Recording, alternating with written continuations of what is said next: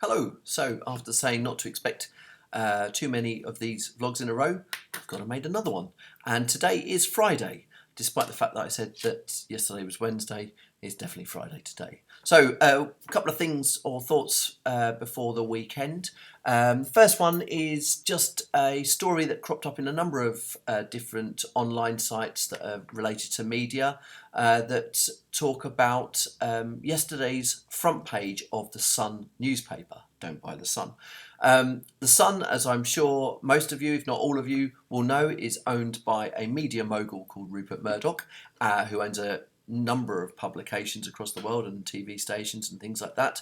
That includes the Times in the UK and the Sunday Times. And his ideology is right-wing, conservative supporting, apart from a sort of hiatus during the late 90s, early noughties, where he supported Tony Blair's New Labour Party, but traditionally conservative and has always been pro-Brexit. So his newspapers have always been Leave papers and have been supporting the Conservative government as they try and take us out of the European Union.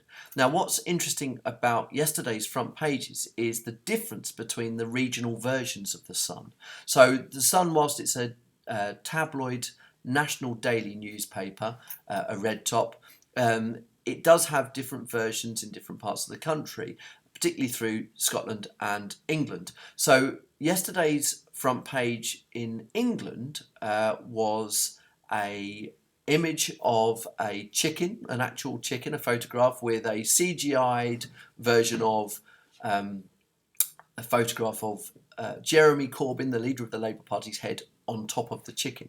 Okay, so this is not unusual territory for the Sun newspaper to attack leaders of the Labour Party or the Labour Party in general, because they are ideologically opposed to the Conservative government.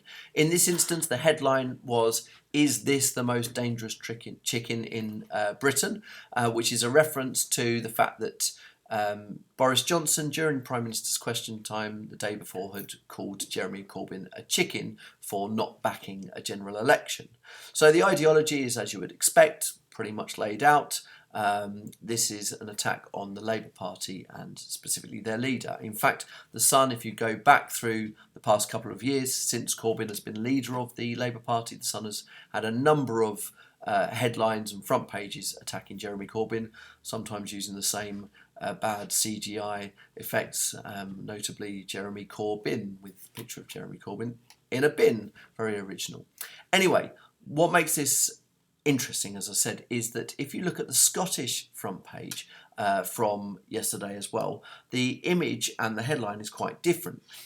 In fact, in this instance, the picture is of Boris Johnson looking very lonely and somewhat isolated, walking down some steps, and the rather sort of crude, although albeit amusing headline, "Floppy Johnson can't get an election."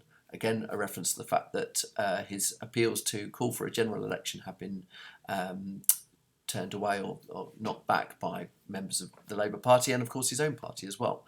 So why has this pro-Tory newspaper run with a kind of mocking, almost anti-Tory headline? Well, the truth might lie in the target audience of these newspapers.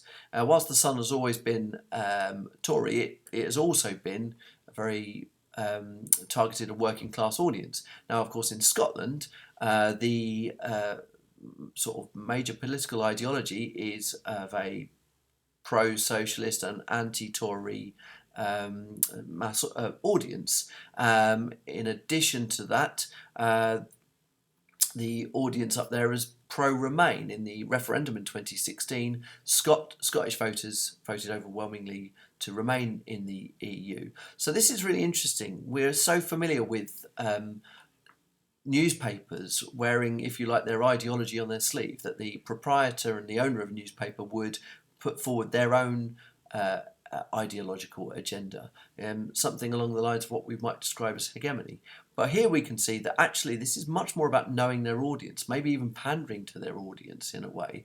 So does this suggest that there is more of a pluralistic approach to media, whereby the newspaper owner and the editors are moving towards aligning with their audience's beliefs rather than trying to instill their own agenda. It's for you to decide. Like I said, I'll link to one of the stories below. Have a look at the two different papers and front pages and see what you think. It's really interesting when we're looking at institutions and ownership of media and some of the theories that we cover on that.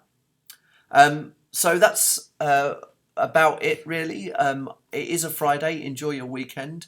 In terms of recommendations, I know certainly that one thing I'll be watching over the weekend is a new series to have arrived on Netflix about a week ago called The Dark Crystal: Age of Resistance. It is a live action series using puppets. It is aimed at young people. I don't know if children's the right word, certainly not young children, but I guess children are the target audience.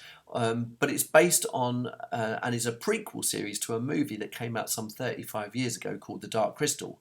Now, The Dark Crystal was a film made by the founder and creator of The Muppets and Sesame Street, a man called Jim Henson, incredibly talented, important, very funny, and a lovely man who created The Muppets many, many years ago, who sort of took a break from the sort of normal children's puppets TV shows and directed this film called The Dark Crystal, which is more of a sort of fantasy movie, similar ideas and themes to the Lord of the Rings series of novels and films, and created this incredible world called Thra, where there are characters called Skeksis and Gelflings and Mystics. And the film became, whilst it wasn't incredibly well received in the early 80s when it was released, it sort of grew a sort of cult following, if you like. And after years, Disney, who own the Henson production company, have made this TV series called The Age of Resistance. I watched the first episode last weekend and loved it. It's incredible production values. It just doesn't rely on CGI, all live action puppetry, and so it feels incredibly fresh and unique, even though the techniques used are kind of age old. There are a number of very well known voices that do some of the puppets. People like Taron Egerton, a British actor, Mark Hamill, who's obviously Luke Skywalker in the Star Wars movies and the voice of the Joker in a number of the animated Batman series, and there are a sort of host of other sort of well-known voice actors as well. It is great if you enjoy sort of fantasy as a genre. Definitely give it a go. If you enjoy puppetry as a medium, then it would be worth looking at. But it is, I think, kind of event programming and something that people have been looking forward to for a long time. So yeah, give it a go. Hopefully more recommendations next week, or of course leave any recommendations you have in the comments if you're logged in. So have a great weekend, folks. Bye bye.